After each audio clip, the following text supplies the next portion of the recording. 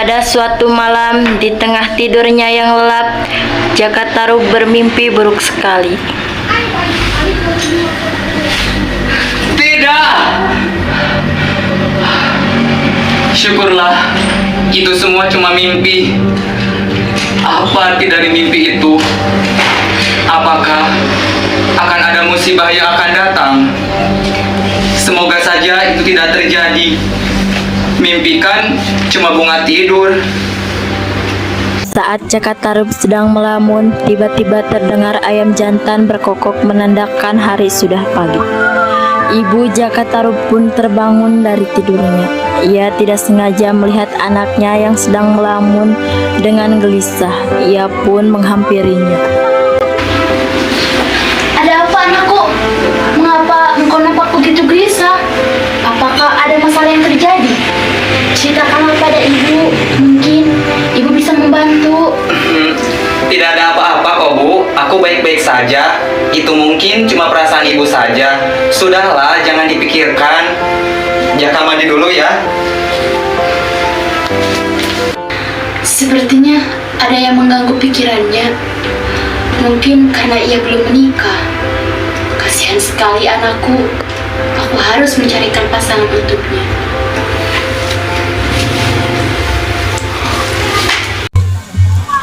Siang hari ketika Embo Randa sedang berada di sawah, tiba-tiba datang Burani pemilik sawah sebelah menghampirinya.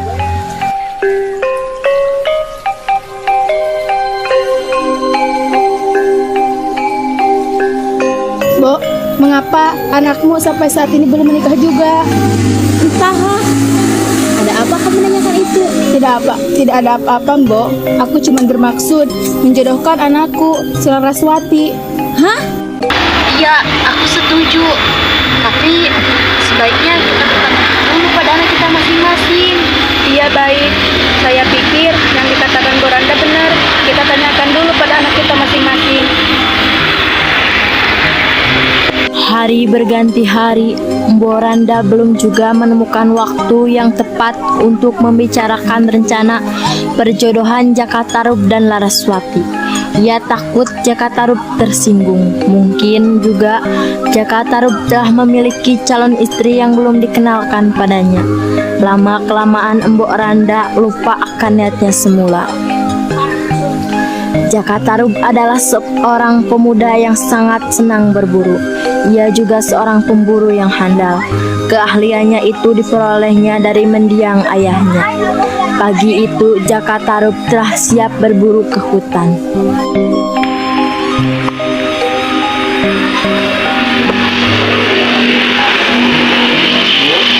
Aku pergi berburu dulu ya. Hati-hati ya, Nak. Semoga ia membawa buruan yang sangat besar yang bisa dimakan untuk berburu.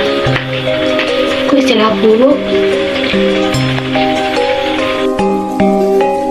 Tak lama kemudian di tengah hutan, Jaka Tarub berhasil memanah seekor menjangan. Hatinya senang, namun sayang begitu Jaka Tarub sedang berjalan pulang membawa hasil buruannya, tiba-tiba datang seekor harimau menyerangnya dan membawa menjangan itu pergi. Jaka Tarub terdusuk lemas. Sial! Baru kali ini aku mengalami nasib sesial ini. Hewan buruan sudah di tangan, malah dimangsa binatang buas. Pertanda apa ini? Aku tidak boleh berpikiran yang tidak-tidak. Sebaiknya aku lanjutkan perjalanan.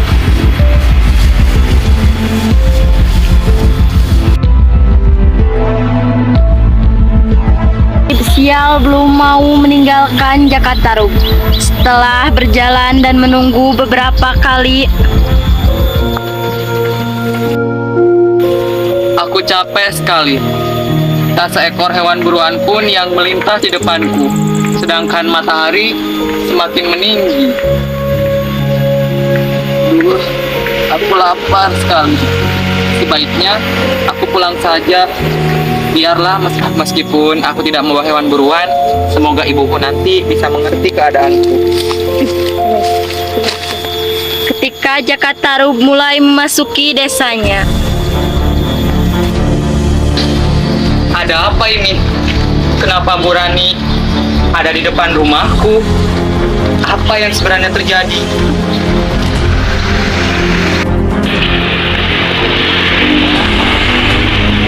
Ada apa ini? Sabar ya, Nak.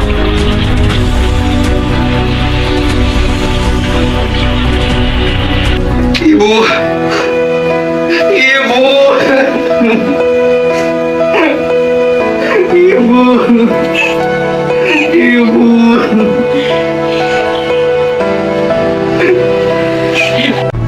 Pada saat yang bersamaan, di suatu kayangan yang jauh di atas langit, Ibu Bidadari tampak marah dan kesal ketika mendengar ketujuh anaknya yang hendak turun ke bumi.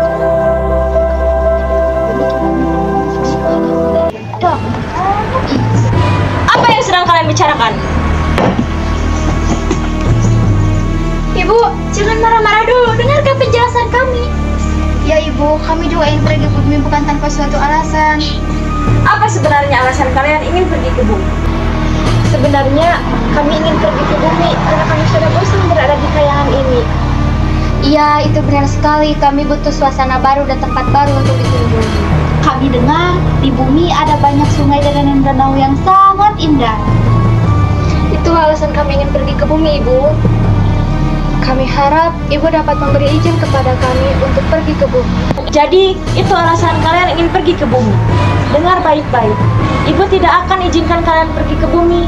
Di sana sangat berbahaya. Jika kalian ditangkap dan diperbudak manusia, bagaimana?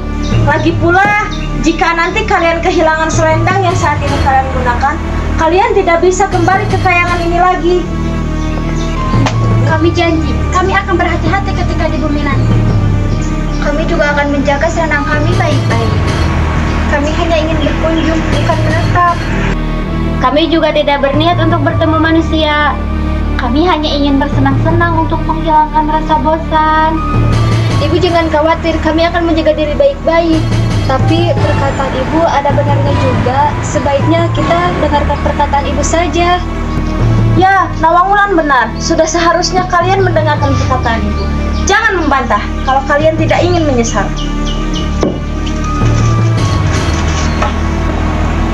Nawangwulan, apa maksud kamu bicara seperti itu tadi?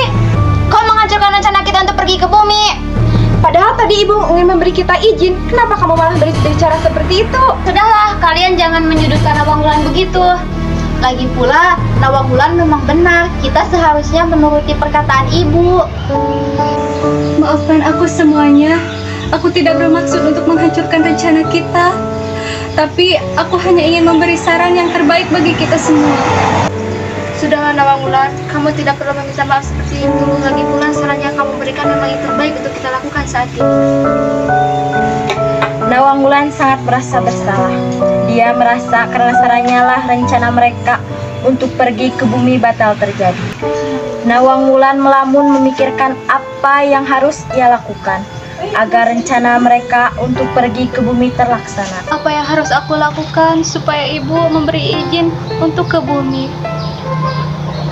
Tiba-tiba Ratu Kayangan menghampiri Nawangwulan yang sedang melamun. Sang ratu ternyata sudah mendengar apa yang dikatakan Nawangwulan tadi.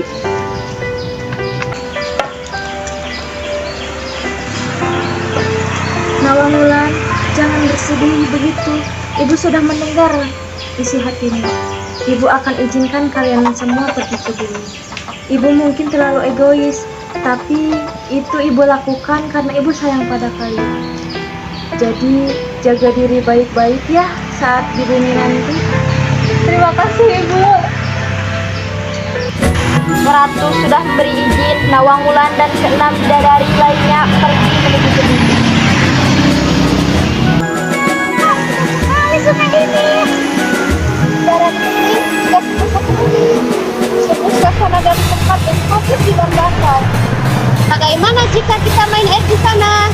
Kita dengan aja bersama kau. Ayo kita ke sana. Tapi jangan pakai seragam kita saat main air. Nanti kotor dan basah. Ya, kau benar Nawangwulan. Bagaimana jika kita menyimpan di sana? Ya, simpan aja di sana.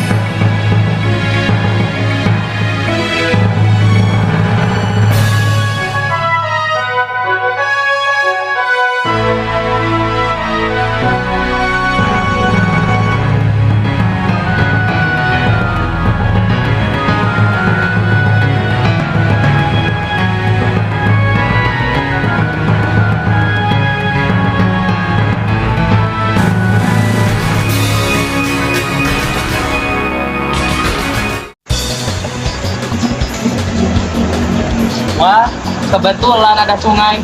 Aku bisa minum di sana. Wah, astaga. Ada 7 bidadari yang sedang mandi di sana. Konon katanya, kalau mereka punya selendang ajaib, aku harus mencari selendang.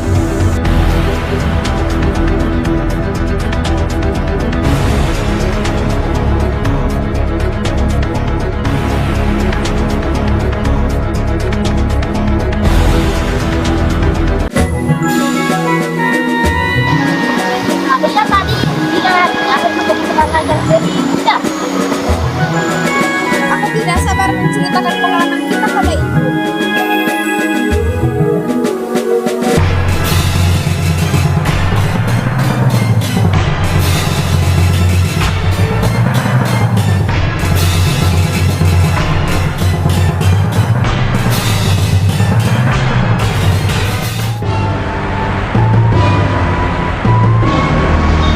Oh astaga, selendangku hilang.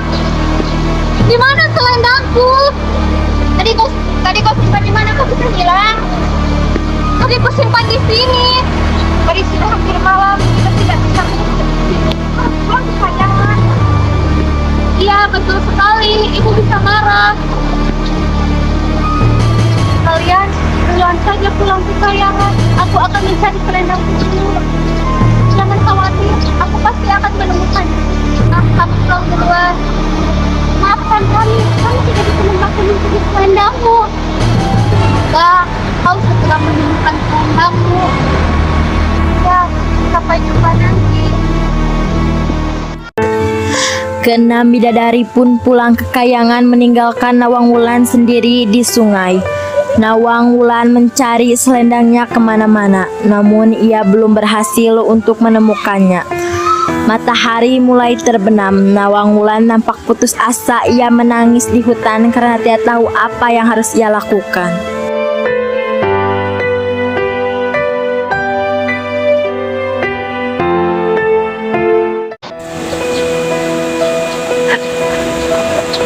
Apa yang harus kulakukan? Sebentar lagi malam akan tiba. Aku takut di hutan ini sendirian. Di mana selendangku sebenarnya? Andaikan saja ada yang membantuku saat ini, aku pasti berhutang budi padanya. Akan kulakukan apa saja untukmu.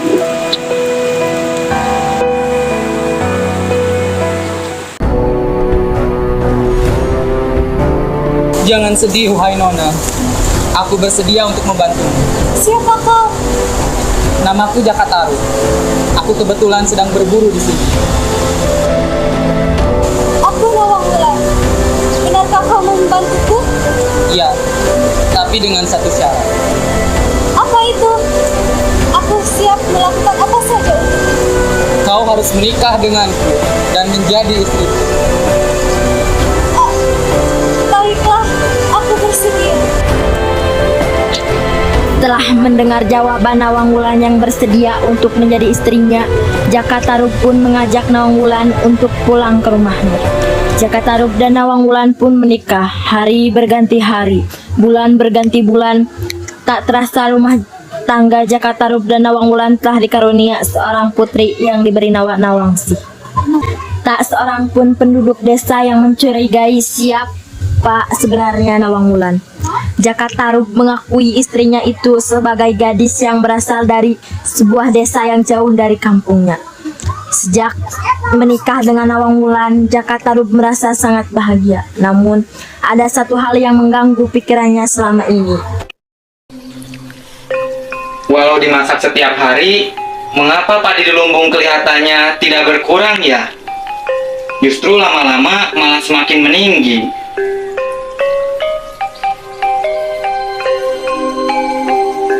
Mas, jaga warna nasi dulu ya.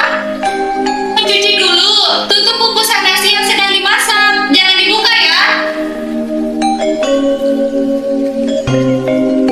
Ya, baiklah. Oh iya, tadi masak nasi. Kayaknya sudah lama masak nasinya. Tunggu sebentar ya, Nak. Bapak mau cek dulu, nasinya sudah matang atau belum.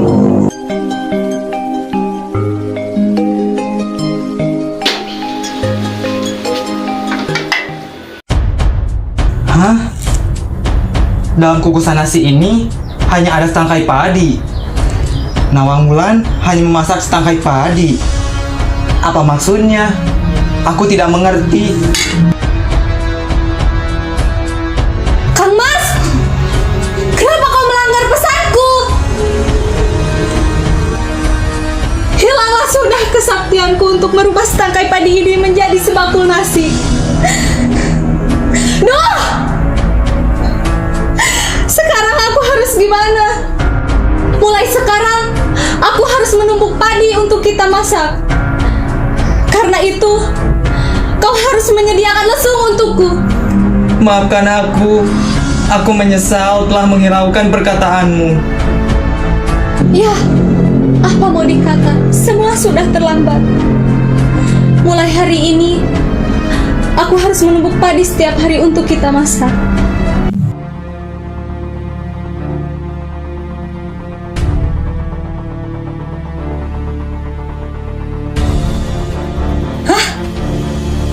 Ini kan selendangku. Wah, ini pasti perbuatan Jakataru. Jadi, yang mengambil selendangku selama ini adalah Jakataru. Sama sekali aku tidak menyangka ternyata yang tega menyembunyikan selendangku adalah Jakataru. Ah! Aku ingin sekali pulang ke Kayangan. Aku rindu sekali ingin bertemu dengan saudari-saudariku. Aku ingin kembali ke asalku. Wulan? Gimana mereka?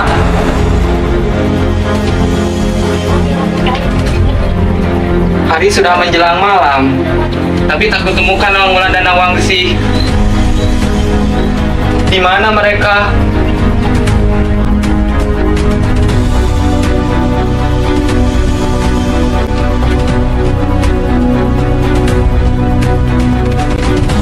Wulan, aku mencarimu kemana-mana. Dari mana kau? Kau cantik sekali memakai selendang itu.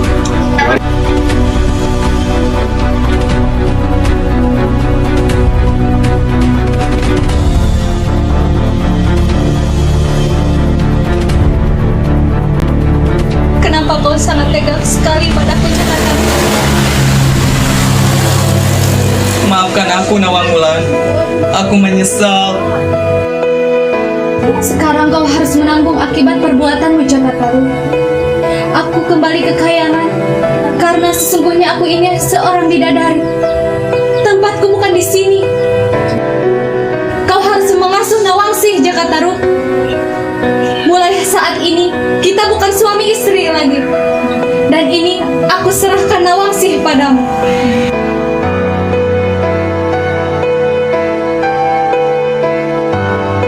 Betapapun salahmu padaku, Jakataru, Nawangsi tetaplah anakku. Jika ia ingin bertemu denganku suatu saat nanti,